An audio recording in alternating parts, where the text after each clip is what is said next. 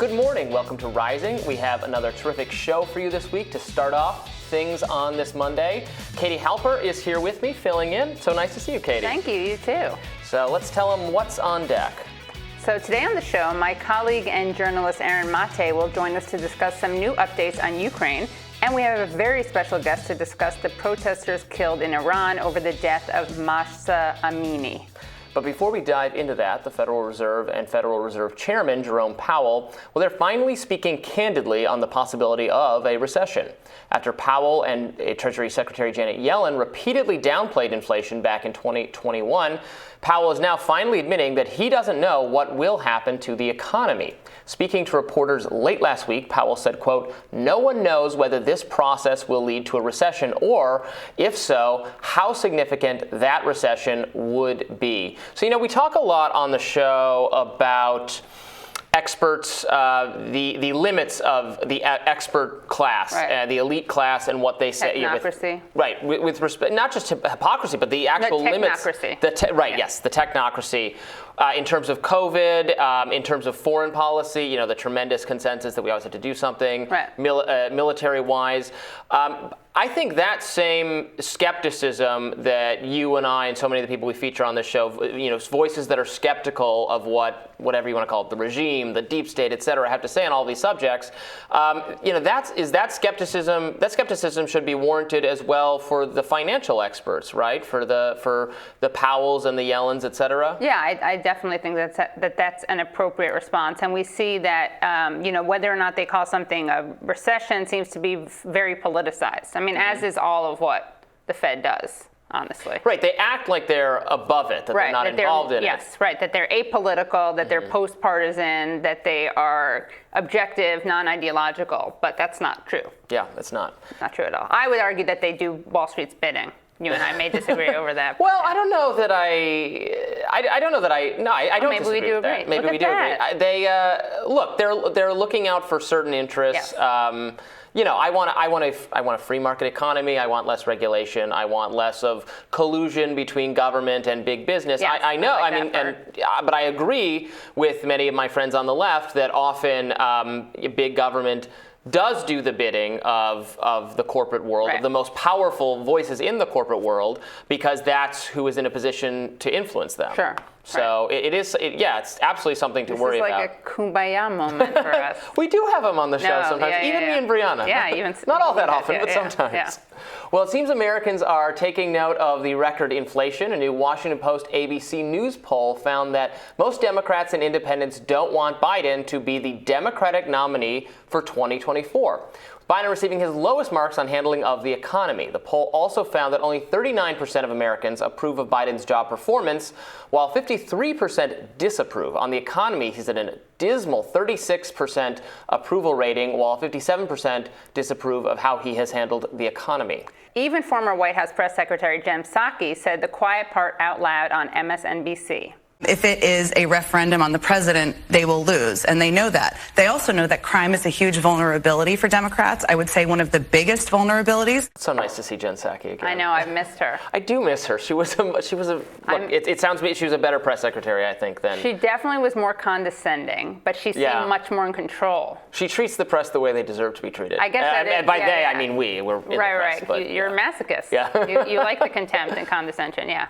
She seems, Karine Jean-Pierre just seems kind of unprepared on a day-to-day basis. Very smiley, though. Unlike, that's a big difference between them, is their aesthetic, like their style of interacting with people. Right. So as to the question of Biden running again, I don't know. What do you make of that? I continue to think, people will say, yeah, we don't want Biden to run again.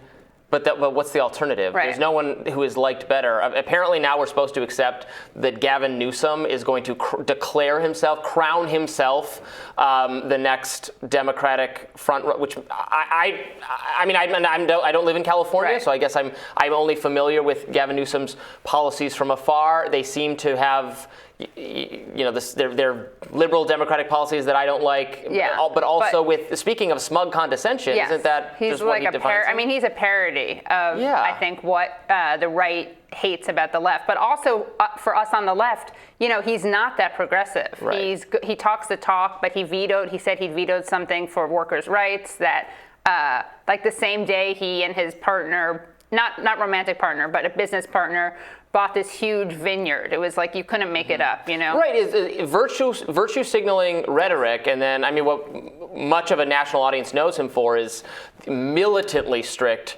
COVID regulations that he himself infamously did not follow with the French Laundry. I always forget the name of that restaurant. I think that's what it was called. I don't remember. I think I blocked it out.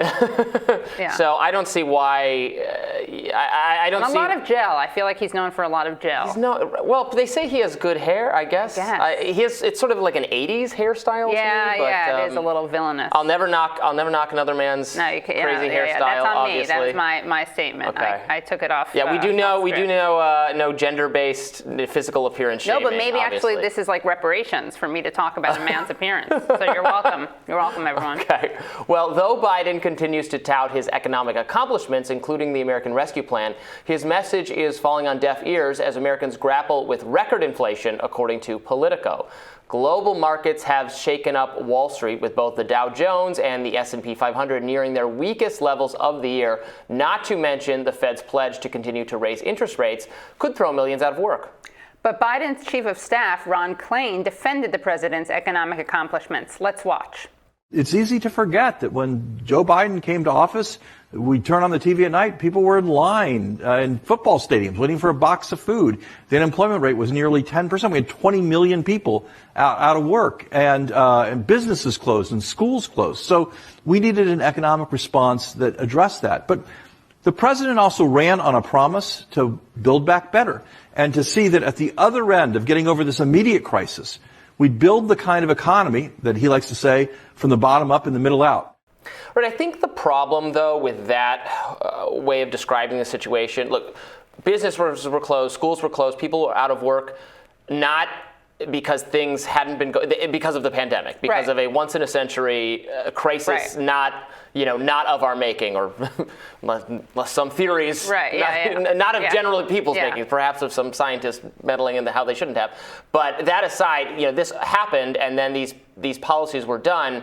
But before the pandemic, I would argue, and most people, you could look at polls, most people felt very strongly about how the economy was performing under former President Trump. People were quite happy with the economic position they found themselves in, with employment, even with wages, even with things like that. There was general content, a feeling of content about how things were, which is why Donald Trump, we have to remember, despite all of his myriad personal flaws and personal behavior that irks so many people, he was looking like he was going to be reelected. If he was up against anyone but Joe Biden, I think he probably would have been reelected.